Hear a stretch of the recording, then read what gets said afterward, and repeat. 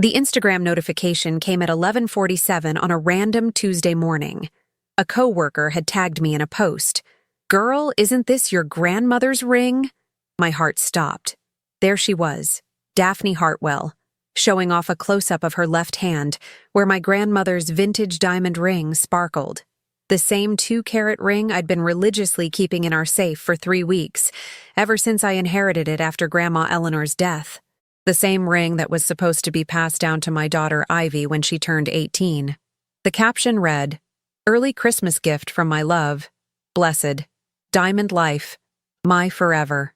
I was sitting at my desk at the cosmetics company office in Charlotte, trying to process what I was seeing. The words were dancing on my phone screen. My hand was shaking so badly I almost knocked my coffee all over the marketing reports I was reviewing. How was that ring on another woman's hand? Barrett. My husband of 8 years. The father of my children. The man who kissed my cheek this morning and said, "Love you, babe," before leaving for another normal day as an insurance broker. I took a deep breath and called home immediately. "Hey, honey, what's up?" His voice sounded too casual, rehearsed. "Barrett, I need you to check something for me. Can you go to our closet and see if my grandmother's ring is in the safe?" Silence. A silence that lasted forever. Why? Is everything okay? Just check it, please." I heard footsteps. The sound of the safe drawer being opened. More silence. It's not here, Maeve. Maybe you moved it somewhere else?" My vision blurred. "I didn't move it anywhere, Barrett. That ring hasn't left that safe since Grandma's funeral 3 weeks ago." "I don't know what to tell you, babe. Maybe you misplaced it? You've been so stressed with work and the holidays?" Gaslighting. He was trying to make me believe I was crazy, that I had lost my family's most precious ring. The ring that represented 4 generations of Montgomery women. The ring my grandmother wore for 60 years before leaving it to me as an inheritance. "I'll be home in 20 minutes, I said, hanging up before he could respond. During the entire drive from uptown Charlotte to our house in Dilworth, my mind was racing. The signs had been there for months. Barrett coming home late with weak excuses about client meetings, the mysterious phone calls he'd take in the garage, the new cologne that wasn't his usual, the way he'd been distant during our family dinners, constantly checking his phone while our 7-year-old Ivy talked about her school day and 5-year-old Soren showed us his latest Lego creation. I pulled into our driveway, staring at our beautiful colonial house. We'd bought it 5 years ago, thinking it would be our forever home. The perfect suburban dream in one of Charlotte's most desirable neighborhoods. White picket fence, manicured lawn, the works. Now it felt like a facade hiding something rotten. Barrett was waiting by the front door when I walked in, his face pale. "Maeve, we need to talk." "No, you need to talk. Where is my grandmother's ring?" He ran his hands through his hair, a gesture I used to find endearing. Now it just looked guilty. I can explain." "Start explaining." "It's complicated. I made a mistake. A huge mistake." I sat down on our cream-colored sofa, the one we'd picked out together 3 years ago at the furniture store in South Park. Everything in this house was ours, but apparently, family heirlooms were fair game for his personal ventures. "I've been seeing someone," he said, unable to look me in the eye. It wasn't supposed to happen. It just did. The air left my lungs. Even though I'd suspected it, hearing the words felt like being hit by a truck. "And you gave her my grandmother's ring?" "She saw it when I was showing her pictures of the family, and she said how beautiful it was. She was having a rough time, and I wanted to make her feel special. I thought I could get it back before you noticed." "Before I noticed? Before I noticed that my most precious family heirloom was missing? Who is she, Barrett?" "Her name is Daphne. She teaches Pilates at the country club. She's going through a divorce and she needed something to lift her spirits." A divorce. Of course. And my husband decided to lift her spirits with my inheritance. "How long?" 6 months, he whispered. 6 months. While I was working overtime to help us save for the kids' college funds. While I was planning our family Christmas, thinking about how to make this year special for Ivy and Soren. While I was being a faithful wife and mother, he was playing house with someone else. "I want that ring back. Today." "It's not that simple, Maeve," She's attached to it now. She thinks it means something. It does mean something. To me, to our family, to 4 generations of Montgomery women who wore it with pride and dignity. Barrett's face crumpled. I know I messed up.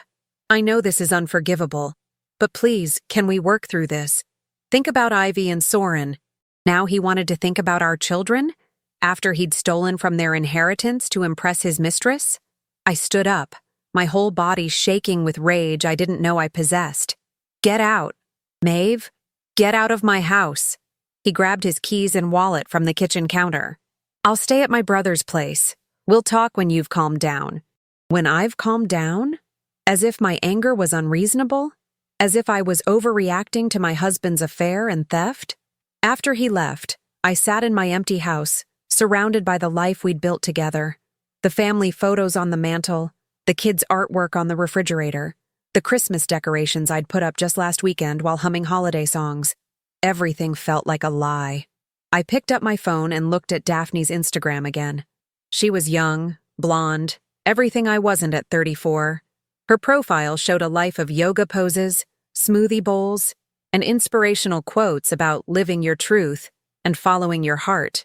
Well, she was about to learn what truth really meant. This wasn't just about adultery. This was about theft. This was about a man who violated the most sacred trust of marriage and family. And if Barrett thought I was going to roll over and let him destroy everything we'd built while rewarding his mistress with my family's treasures, he had seriously underestimated the Montgomery women.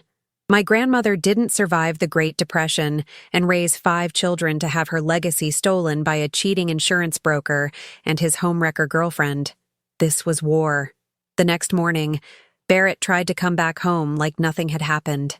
I watched him through the kitchen window as he got out of his car, adjusting his tie and checking his reflection in the side mirror. The audacity was breathtaking. I had barely slept, spending most of the night staring at the ceiling and trying to figure out how my marriage had become such a fraud. The kids had asked where Daddy was at breakfast, and I'd managed to mumble something about him having an early meeting. Ivy, always the perceptive one, had looked at me with those serious 7-year-old eyes and asked if I was feeling sick. I'm fine, sweetheart. I'd lied, braiding her hair for school. Just tired. Barrett walked in through the back door like he still lived there, like he still had the right to enter my sanctuary. Morning, babe. The kids already leave for school? Babe. He called me babe while his mistress was probably still wearing my grandmother's ring. Don't you dare call me that. I didn't look up from loading the dishwasher. What do you want, Barrett? I want to fix this. I want to make things right. Then get my ring back. Maeve, it's complicated. Daphne doesn't know about us, about our marriage. She thinks I'm separated. I dropped the coffee mug I was holding. It shattered on the kitchen floor, pieces scattering everywhere. She doesn't know you're married? I told her I was going through a divorce. I thought it would be easier. Easier. Lying to everyone was easier than being honest about destroying his family. So she has no idea that my children exist? That you have a wife who's been faithful to you for 8 years? Barrett knelt down to pick up the mug pieces, avoiding my eyes. It wasn't supposed to go this far. It was just supposed to be, what? A fling? A midlife crisis? A temporary lapse in judgment that somehow included grand theft? Don't be dramatic, Maeve. It's just a ring. Just a ring. I stared at him, this man I'd shared a bed with for nearly a decade, and realized I didn't know him at all. Get out, and don't come back until you have my ring. I can't just demand it back from her. She's emotionally fragile right now. And I'm not?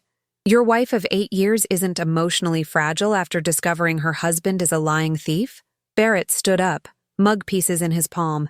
You're being unreasonable. Unreasonable. I was being unreasonable for wanting my stolen inheritance back. That afternoon, I did something I'd never done in my entire marriage. I snooped. I went through Barrett's home office, his dresser drawers, anywhere he might have left evidence of his double life. What I found made my stomach turn. Credit card statements showing expensive dinners at restaurants I'd never been to. Charges for jewelry, flowers, hotel rooms. A receipt from Victoria's Secret dated last month. Nothing I'd ever received. He'd been financing an entire relationship while I'd been cutting coupons and planning budget-friendly family dinners. But the worst part was the bank statement I found tucked behind his computer. Our savings account, the one we'd been building for Ivy and Soren's college funds, had been depleted by nearly $15,000 over the past 6 months. Small withdrawals, designed not to trigger alerts, but adding up to a devastating total. He'd stolen from our children's future to fund his affair. I called Barrett immediately, my hands shaking with rage. "Where's our savings, Barrett?" "What do you mean?" "The kids' college fund. Where is it?" Another long pause.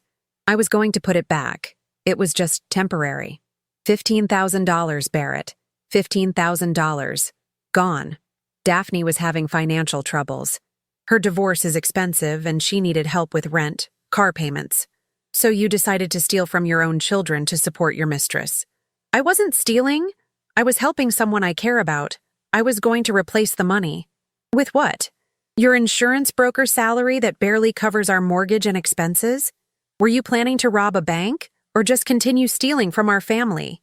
You don't understand the pressure I've been under, Maeve. Our marriage hasn't been the same since Soren was born. You're always tired, always focused on the kids. Daphne makes me feel alive again. There it was. The blame. It was my fault for being a devoted mother. My fault for putting our children's needs first. My fault for not being an exciting enough wife while juggling a full-time career and raising 2 small children. So instead of talking to me, instead of suggesting counseling or working on our marriage, you decided to have an affair and rob us blind? It's not that simple. It is that simple, Barrett.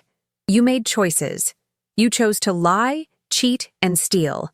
And now you're going to face the consequences. I hung up before he could respond and immediately called my sister Harper in Atlanta. "Maeve? What's wrong? You sound terrible." Through tears, I told her everything. The affair, the ring, the stolen money. Harper listened without interruption, and when I finished, her voice was ice cold. "That son of a bitch. Are you safe? Are the kids okay?" "We're fine physically. But Harper, that ring? It's not just jewelry. It's Grandma Eleanor's legacy. It's supposed to go to Ivy someday. We'll get it back, Maeve. And we'll make sure Barrett pays for what he's done. Have you talked to a lawyer yet?" "No. I just found out about the money today." "Call David Morrison. Remember him from high school? He's a divorce attorney now, practices here in Atlanta, but he's licensed in North Carolina too. He's ruthless, and he owes me a favor." That evening, when Barrett came to pick up some clothes, I was ready for him. "I know about the money, Barrett. All of it." His face went white. "Maeve, I can explain. No more explanations. I'm filing for divorce, and I'm pressing charges for theft. You can't be serious. Think about what this will do to the kids, to our families." "I am thinking about the kids. I'm thinking about protecting them from a father who steals from their college fund to impress his girlfriend. Daphne isn't just some girlfriend. I love her. Love. He loved a woman who was perfectly happy accepting stolen goods from a married man. A woman who was wearing my grandmother's ring without caring where it came from. Then I hope she's worth losing your family over. Because when I'm done, you'll have nothing left to steal." Barrett's confident facade finally cracked. "You can't take the kids from me, Maeve. I'm their father. You should have thought about that before you became a thief." As he gathered his things, I watched this stranger who used to be my husband and felt nothing but cold determination. Barrett had underestimated me, had assumed I'd quietly accept his betrayal and theft. He was about to learn that Montgomery women don't go down without a fight, and his precious Daphne was about to discover what happens when you build your happiness on someone else's stolen treasures. David Morrison was everything Harper had promised: sharp, ruthless, and hungry for justice. When I walked into his sleek office in Charlotte's financial district 3 days later, he already had a plan forming. "Maeve, I've reviewed the documents you sent. This isn't just adultery and theft. This is a federal case waiting to happen." I sat across from his mahogany desk, trying to absorb what he was saying. "Federal? That ring. You said it was appraised at $22,000? "Yes, when my grandmother's estate was settled last month. Theft of property over $20,000 is grand larceny in North Carolina. But here's the interesting part. Did your grandmother's will specifically name you as the recipient of that ring? I nodded, pulling out the documents I'd brought. It's listed specifically. Eleanor Montgomery's diamond engagement ring, circa 1943, to my granddaughter Maeve Montgomery Phillips. David's eyes lit up. Perfect. Barrett never had legal ownership to transfer that ring, which means he committed theft, and anyone receiving stolen property, even unknowingly, has to return it. But what if this Daphne claims she didn't know it was stolen? Doesn't matter. Possession of stolen goods is possession of stolen goods. But Maeve, I think we can do better than just getting your ring back. He pulled up something on his computer and turned the screen toward me. I did some research on Daphne Hartwell. Interesting woman. The screen showed military records. She's married. Has been for 3 years to Sergeant Marcus Hartwell, currently stationed in Germany with the 1st Armored Division. My mouth fell open. She's married? Very married. And according to these records, she's been collecting military spouse benefits while her husband serves overseas. Benefits that would immediately cease if she were found to be committing adultery. The pieces were clicking together. So she's not just having an affair with my husband, she's defrauding the military? Exactly. And Marcus Hartwell, he's scheduled to return stateside next month for leave. Apparently, he has no idea his wife has been playing house with your husband. I leaned back in my chair, mind racing. How do you know all this? My assistant is former military intelligence. She has connections. Turns out Sergeant Hartwell is a decorated soldier with a spotless record. Word is he's been faithfully saving every penny of his deployment pay to surprise his wife with a down payment on a house when he gets back. The betrayal wasn't just Barrett's. Daphne was deceiving everyone. Her husband, my husband, the military, probably others I didn't even know about. What are our options? David smiled, and it wasn't a pleasant expression. Oh, we have several. First, we file theft charges against Barrett. Second, we report Daphne's benefit fraud to the military authorities. Third, we make sure Sergeant Hartwell knows exactly what his wife has been up to. Is that legal? Informing a spouse about adultery? Absolutely, especially when it involves theft of your property. Over the next week, David's team worked like a machine. They gathered evidence, documented Barrett's financial theft, and built an airtight case. But the most interesting discovery came from his investigator, a former cop named Riley Chen. Maeve, you need to see this, Riley said, sliding a folder across David's conference table. Daphne Hartwell isn't just having an affair with your husband. I opened the folder to find photographs, credit card records, social media screenshots. What am I looking at? She's running a pattern. In the past 2 years, while her husband has been deployed, she's had documented relationships with at least 3 other married men. Always targets guys with money, always gets expensive gifts, always moves on before things get too serious. She's a professional homewrecker? More like a professional con artist. Look at this. Riley pointed to a series of Instagram posts. Different men, different jewelry, different cars. She's systematic about it. David looked over my shoulder. This actually works in our favor. If we can prove she's been systematically defrauding multiple people, the charges against her become much more serious. But Barrett still stole from me. Oh, Barrett's going down. But now we can take down his partner in crime too. The plan that emerged was beautiful in its simplicity. Daphne had posted on social media about her upcoming 29th birthday party on January 15th. She was planning a big celebration at the country club, expecting Barrett to be her date. According to her posts, she was planning to announce their engagement at the party. Engagement with my ring. Here's what we're going to do, David explained. Sergeant Hartwell lands at Charlotte Douglas Airport on January 14th. I've already contacted his commanding officer through proper channels about the benefit fraud investigation. The military takes this stuff very seriously. What about Barrett? Barrett's going to get the surprise of his life. The police will be executing a warrant for the recovery of stolen property right in the middle of Daphne's birthday party. Riley added, and thanks to social media, we know exactly when and where she'll be wearing your ring. Public venue, lots of witnesses, maximum humiliation. It felt like justice, but part of me was nervous. What if something goes wrong? What if they destroy the ring or claim they lost it? They can't. David assured me. We've been monitoring their communications. Barrett has no idea we're onto them, and Daphne is so confident in her scheme that she's been posting evidence of the theft daily. 2 weeks later, everything was in place. Barrett had been staying at various hotels, trying to convince me to work things out while simultaneously planning his future with Daphne.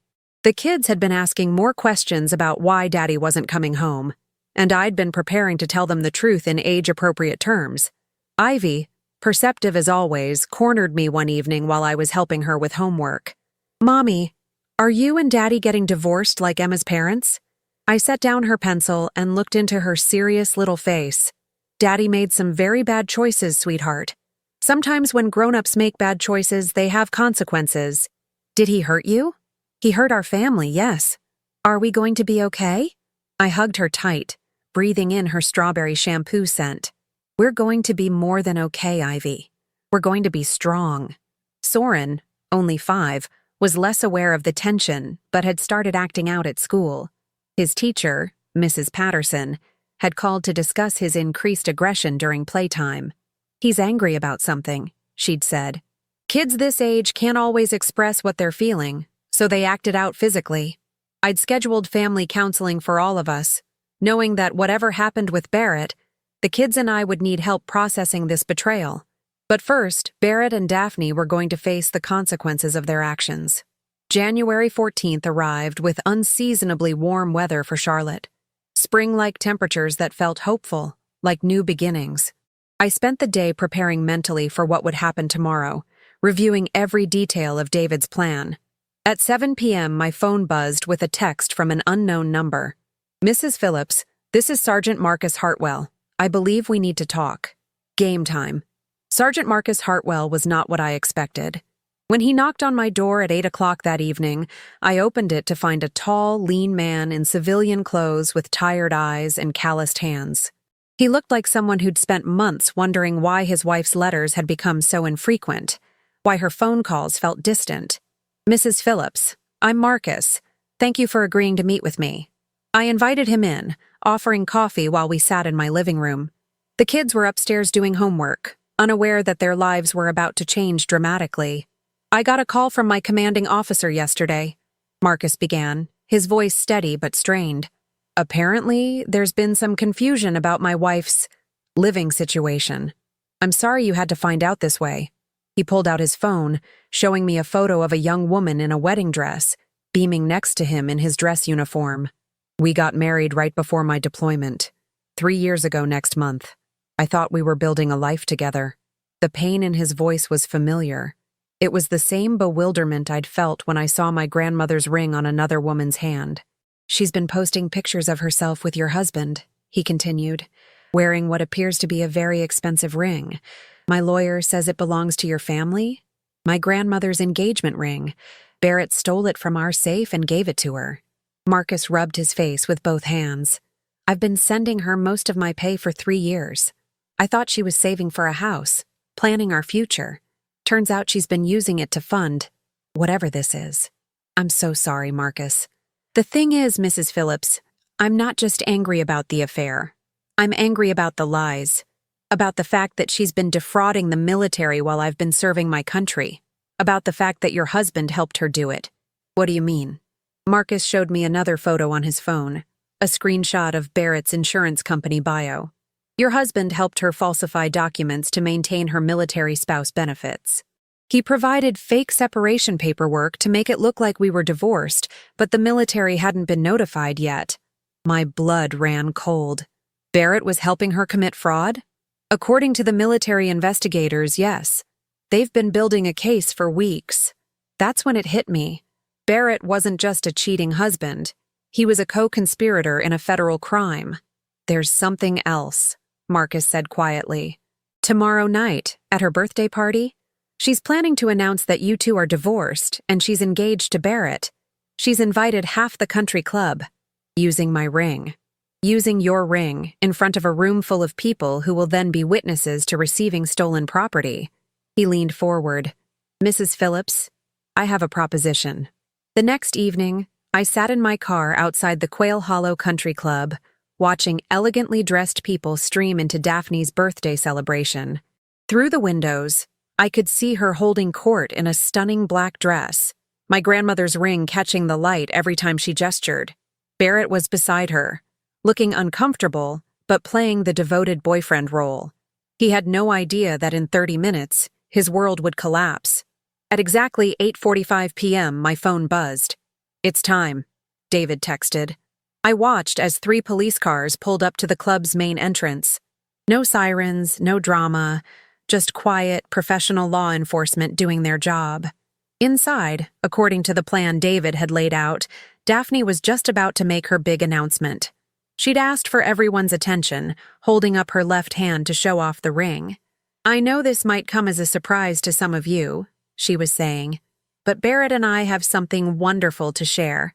That's when Sergeant Marcus Hartwell walked through the main entrance, still in his army dress uniform from his flight. The room went silent. "Hello, wife," he said loud enough for everyone to hear. The confusion on Daphne's face was immediate and total. She'd gone white, looking between Marcus and Barrett like she was trying to solve an impossible puzzle. "Marcus, what are you doing here? You're not supposed to be back until when? Until after you married your boyfriend with my money and someone else's ring?" The police officers entered behind him, and one approached Daphne directly. "Ma'am, we have a warrant for the recovery of stolen property. Specifically, a diamond ring currently in your possession." Barrett tried to step forward. "Officers, I can explain." "Barrett Phillips?" The second officer turned to him. "You're under arrest for grand larceny and conspiracy to commit benefit fraud." The room erupted.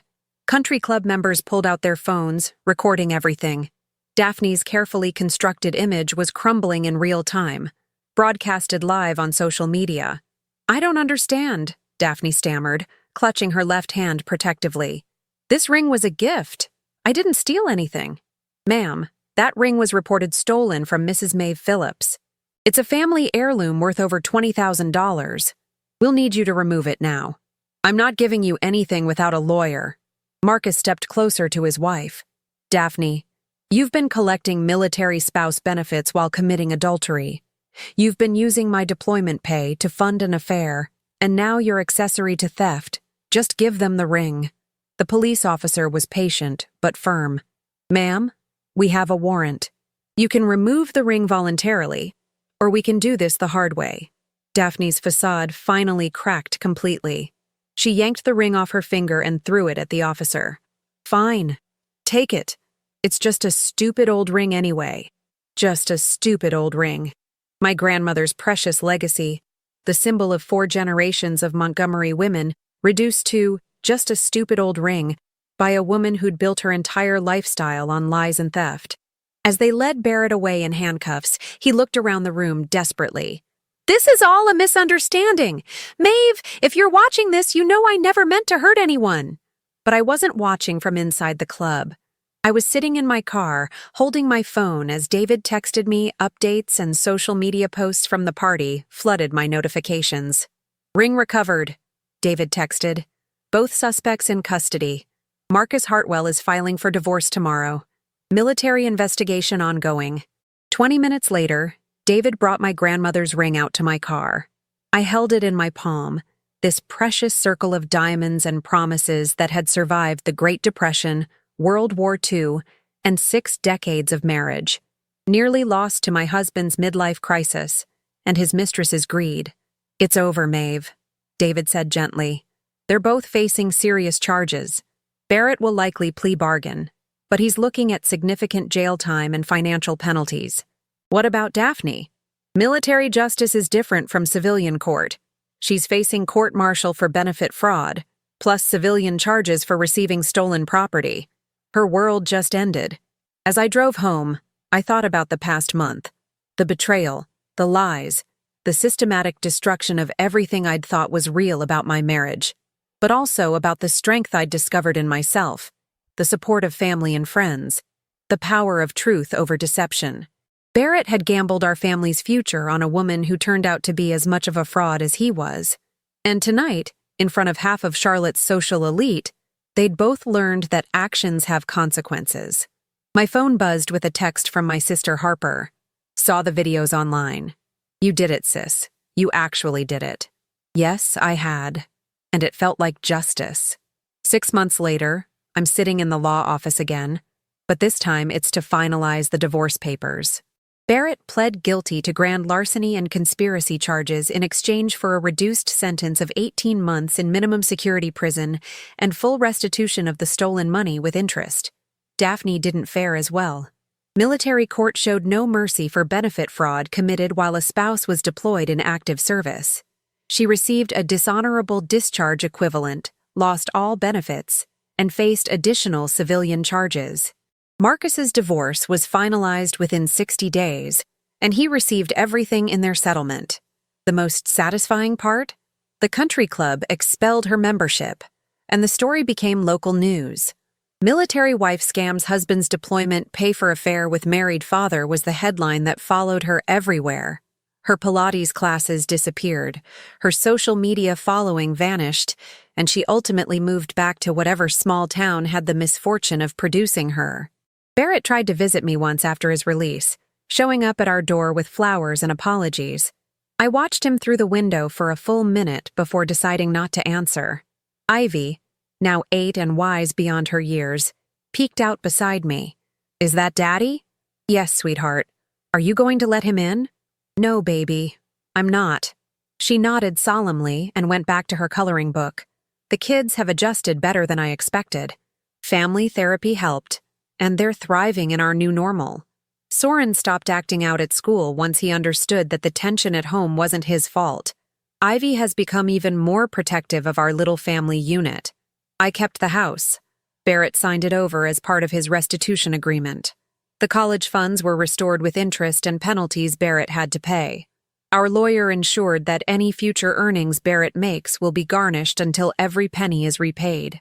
My grandmother's ring sits in a new safe now, waiting for Ivy to inherit it properly someday. But more importantly, it serves as a reminder that some things are sacred and worth fighting for. I've learned that betrayal doesn't just break your heart. It clarifies your vision. It strips away illusions and forces you to see people as they really are, not as you hoped they might be. Barrett wasn't a good man who made a mistake. He was a weak man who revealed his true character when tested. The hardest part wasn't the divorce or the public humiliation or even the financial stress. It was explaining to 2 small children why their father chose to destroy their family for a woman who didn't even love him. Daphne had been using Barrett just as much as he'd been using me. The difference was that she was better at it. I've started dating again, slowly and carefully.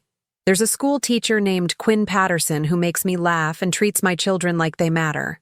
He knows the whole story.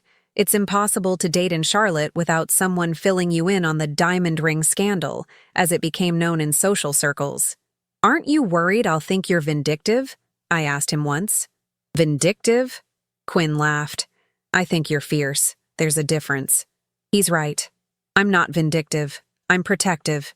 I protected my family's legacy, my children's future, and my own dignity. Barrett and Daphne made choices that hurt innocent people, and they faced the consequences of those choices. The best revenge, they say, is living well. And we are living well. Better than well, actually. The kids and I have a peace now that we never had during those last months of my marriage, when Barrett was lying and stealing and I was unconsciously walking on eggshells. Last month, I got a promotion at work. The company appreciated how I handled the crisis in my personal life. No drama, no missed days, just quiet professionalism while my world was falling apart.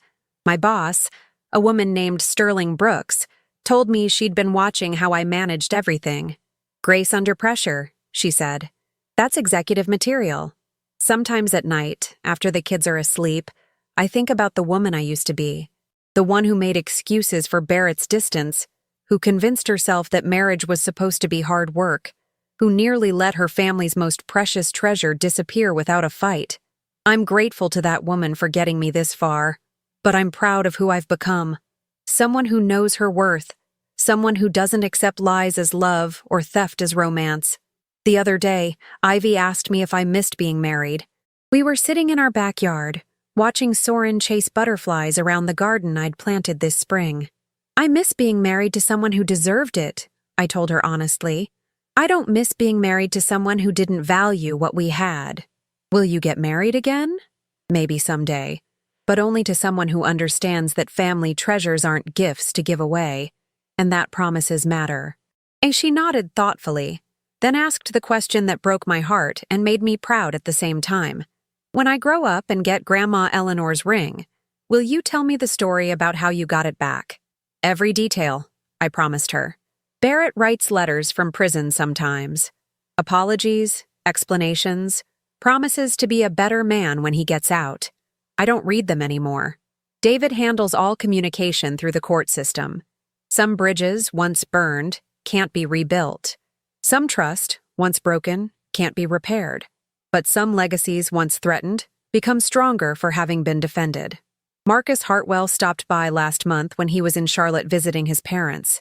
He's remarried now, to a woman who actually deserves a good man's love. He brought his new wife, Sarah, to meet us, and she was everything Daphne wasn't. Genuine, kind, worthy of the devotion he offers. I wanted to thank you, he told me as we sat on my front porch while the kids played in the yard, for having the courage to fight back. A lot of people would have just quietly accepted what happened. A lot of people don't have Montgomery blood, I replied. And he laughed. Sarah wants to know if she can see the ring that started all this. I brought it out, still in its careful wrapping, and watched Sarah's face as she examined it. It's beautiful, she said softly. But more than that, it's significant. You can feel the history in it. That's exactly right. You can feel the history, the love, the commitment, the generations of women who wore it with pride and passed it down with hope. Barrett never understood that. To him, it was just expensive jewelry, a pretty bauble to impress a pretty woman. He never grasped that some things are priceless not because of their monetary value, but because of their meaning. I've become something of a local legend in certain circles. Women whose husbands are acting suspiciously seek me out for advice. Wives who suspect affairs call me for recommendations. I always tell them the same thing. Trust your instincts. Document everything, and never let anyone convince you that protecting yourself and your children is unreasonable. The diamond ring scandal, as it's still called, serves as a cautionary tale in Charlotte. Barrett and Daphne thought they were cleverer than everyone around them. They thought they could steal and lie and cheat without consequences. They learned otherwise. As for me, I learned that I'm stronger than I ever imagined, that justice isn't always swift, but it's worth fighting for, that some treasures are worth defending and some battles are worth winning. And most importantly, I learned that the best revenge isn't just living well, it's living authentically, surrounded by people who value honesty and loyalty and the sacred bonds of family.